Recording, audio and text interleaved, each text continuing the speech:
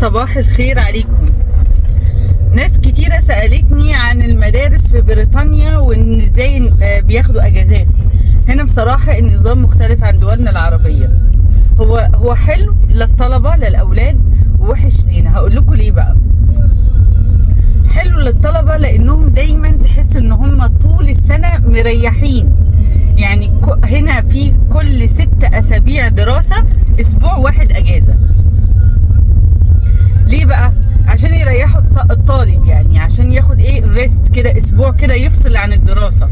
مش زينا احنا 3-4 شهور كده تك تك تك. لا، هنا كل 6 أسابيع بياخدوا اسبوع اجازة. ده غير بقى الهافتر اللي هم ليهم 3 اجازات في السنة، غير الكريسماس اكتر من اسبوعين، غير الايستر يعني طول السنة في اجازات وبانك هوليديز اللي هو مثلا بيبقى غالبا مانداي وهو يوم في الاسبوع اجازة، يعني متقسمة كده.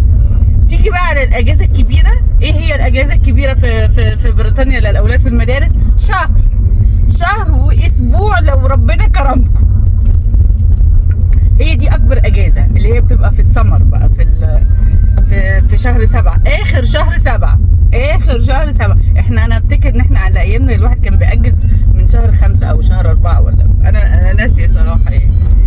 فهنا دي ميزة للاولاد، يعني عشان حاسين ان هم مش في دراسة لا، كل شوية بيفصل وياخد اجازة، يفصل وياخد بريك. ليه بقى وحشة لينا؟ لان احنا لما بنيجي نسافر شركات الطيران بتنفخنا.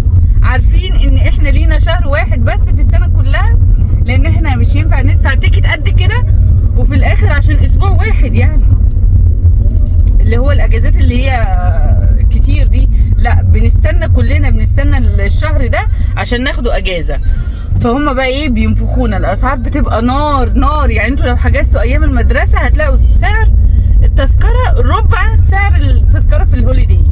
فهي حاجة وحشة لنا جدا، والوقت بيكون ضيق. وشهر يعني الواحد ما كانش كده، الواحد كان بينزل مصر اجازة قبل موضوع المدارس ده 2-3 يعني صراحة. فدلوقتي الدنيا بقت معقدة شوية. فالناس اللي كانوا بيسألوني انتوا ايه اخبار المدارس، هي دي الاجازات عندنا في المدارس، وهو ده الوضع عندنا في المدارس.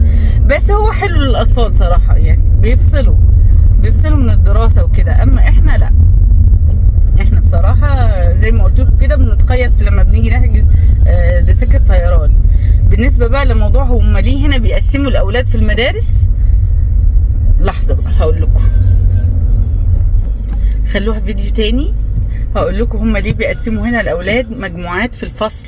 يعني تلاقي كل فصل عبارة عن جروبس، وكل جروب ليه هوم ورك بتاعه وليه تعامل وليه يعني بعدين يلا صباح الخير.